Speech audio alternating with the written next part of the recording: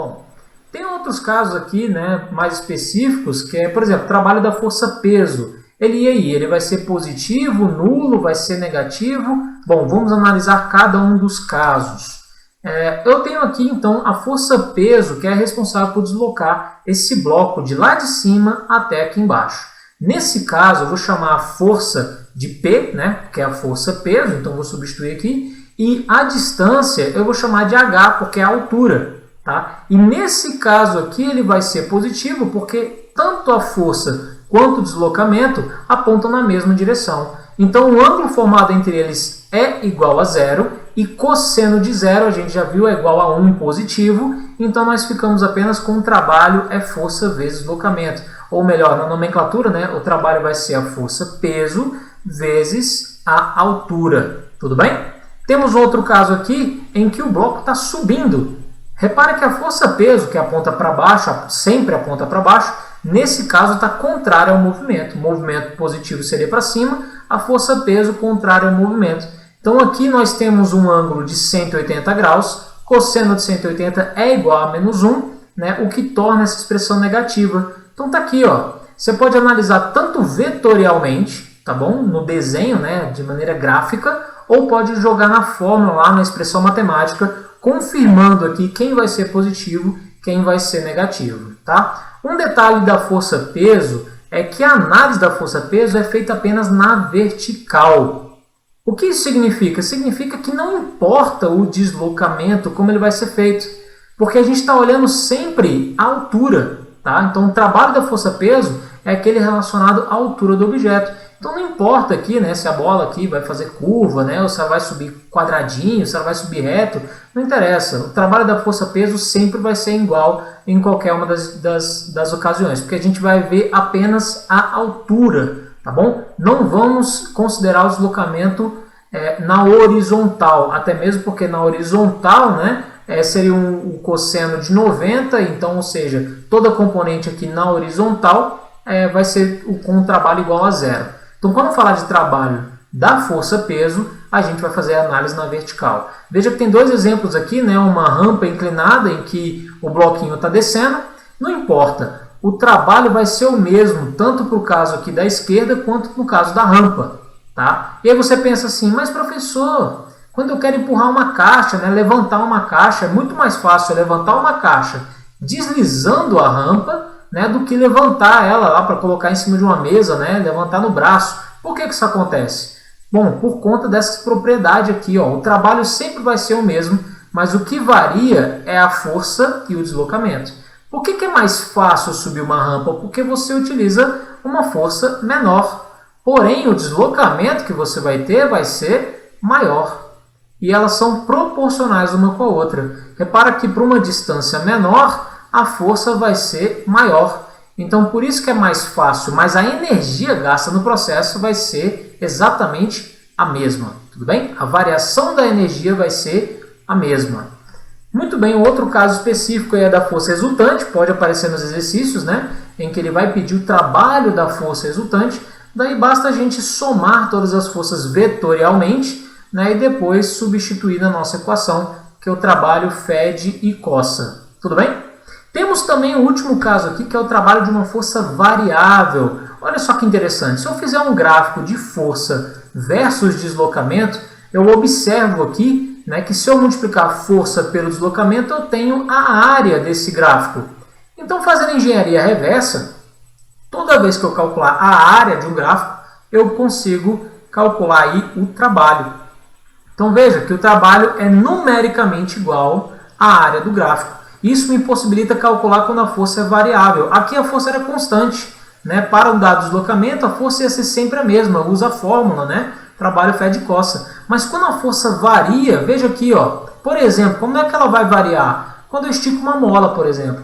Né? Então eu tenho aqui uma mola que à medida que eu vou esticando ela, ou seja, aumento aí o deslocamento, né, a partir do ponto de equilíbrio, a força também vai aumentando. Né? É um crescimento linear. Nesse caso, eu só consigo calcular através da área do gráfico, tá bom? Então, você pode, né, usar aí a área do trapézio, né, para fazer esse cálculo aqui, ou então você pode fazer, como bem entender, dividir, né, em triângulo, né, triângulos e retângulos menores a fim de calcular toda essa área aí para vocês. Nesse caso aqui específico, né, nós temos aqui base maior, veja que é um trapézio que está de lado, né? Então, base maior mais base menor vezes a altura divididos por 2. Então, base maior 10, base menor 5, altura 3. Tudo isso dividido por 2, nós encontramos aqui qual vai ser o nosso trabalho.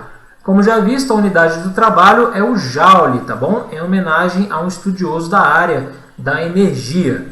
Bom, finalizei o trabalho. Vamos então à potência.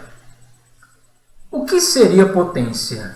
Bom, a potência mecânica, né? Eu vou introduzir a história aqui com a criação da tecnologia específica da máquina de vapor, né? Essa tecnologia possibilitou aí o nosso avanço significativo, né? Na Revolução Industrial, em que nós, homens, finalmente tivemos aí a produção em massa, né?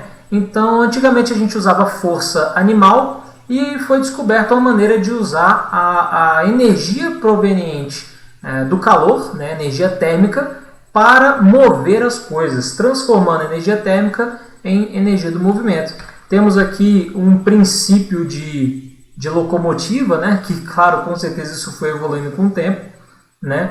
E temos um caso do James Watt. James Watt foi esse cara aí, em 1765, ele foi um revolucionário, tá? Ele inventou um processo melhor, né? Ele aperfeiçoou uma máquina térmica que possibilitou esse grande avanço, né, dessa tecnologia. Né? A máquina térmica dele consistia aí, né, em transformar o calor proveniente do minério, né, do carvão, né? Ele fervia a água, ela muda de estado e ela mexe aqui um êmbolo, né? E esse êmbolo produz então movimento.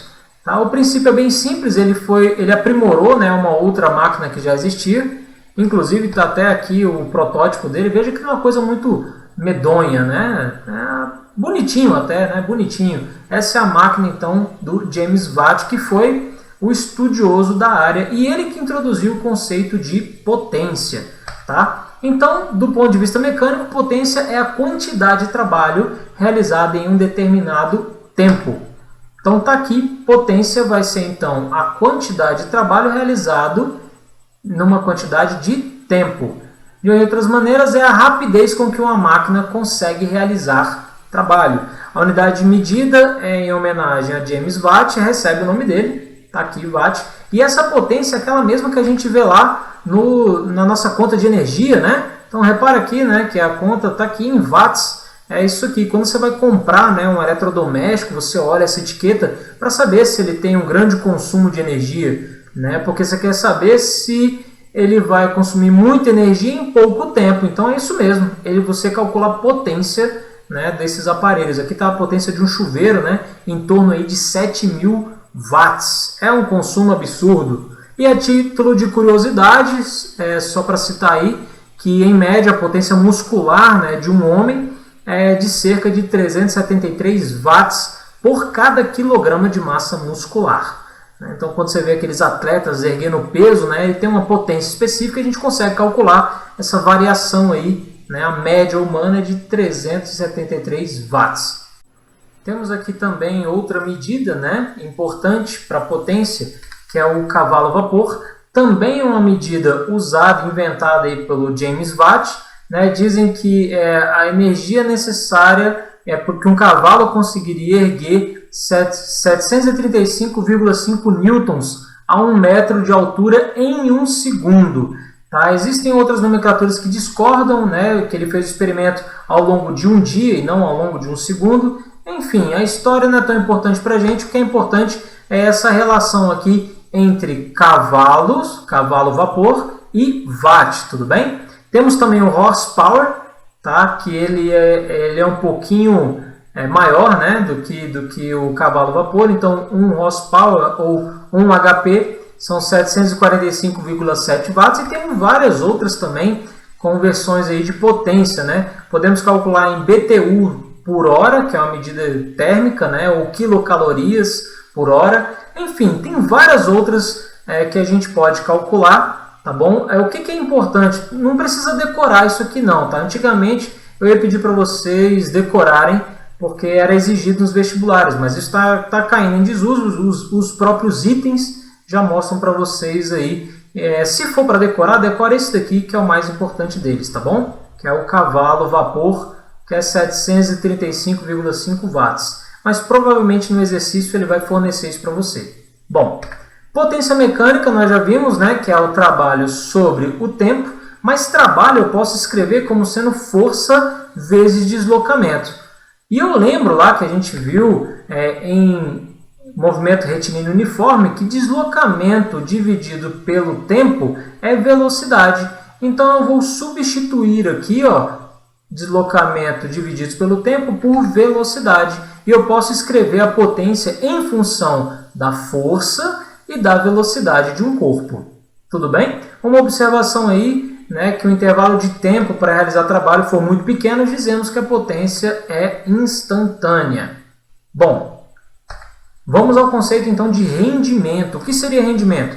Rendimento é a eficiência de uma máquina térmica. Tá? A máquina térmica, ela nada mais faz do que transformar um tipo de energia em outra. Porém, toda vez que você transforma um tipo de energia em outra, nós temos perdas, né? Parte da energia é armazenada aqui, né? É retida na máquina e parte dela é liberada para o ambiente, né? Então a gente vê aqui que o trabalho, todo o trabalho que entra não é todo o trabalho útil, né? Não é todo o trabalho que sai. Parte do trabalho ele é perdido. E a gente pode fazer uma relação entre tudo aquilo que entra e tudo que sai, e a gente chamou isso de rendimento. Tá? Só como observação, essa letra é uma letra grega chamada eta, tá? E a potência, perdão, o rendimento ou eficiência é dado pela relação entre o trabalho útil, que é aquele aproveitado, sobre o trabalho total. Tudo bem? O rendimento é uma grandeza adimensional e não tem unidade, ele vai ser expresso em porcentagem. É uma relação matemática mesmo.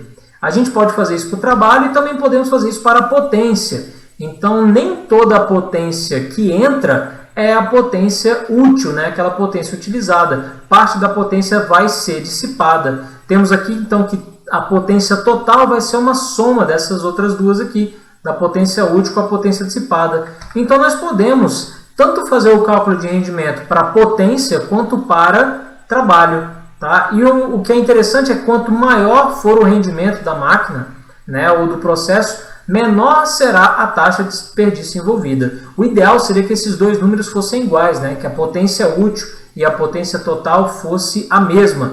Que eu teria aqui uma relação do mesmo número dividido pelo mesmo número, vai dar que o rendimento vai ser igual a 1, né? Ou melhor dizer, 100%.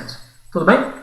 Então é isso. Senhoras e senhores, muito obrigado por essa aula. Nos vemos na próxima aí. Faça os exercícios. Eu selecionei só alguns exercícios, são os do livro de vocês, tá bom? Então, não tem nada muito complicado. Eu não quis colocar exercícios aqui para o vídeo não ficar muito longo, muito comprido. Então, eu vou pedir para vocês olharem os exercícios resolvidos do livro de vocês, tá? Para se basear para poder resolver os restantes dos exercícios. Tá? A atividade 14 que eu coloquei ali é só para organizar melhor, para eu poder ter um controle melhor de quem está fazendo as atividades e quem não está. Mas são os mesmos exercícios do livro, tudo bem? Então, senhoras e senhores, muito obrigado. A gente se vê na próxima aula. Até mais, tchau, tchau!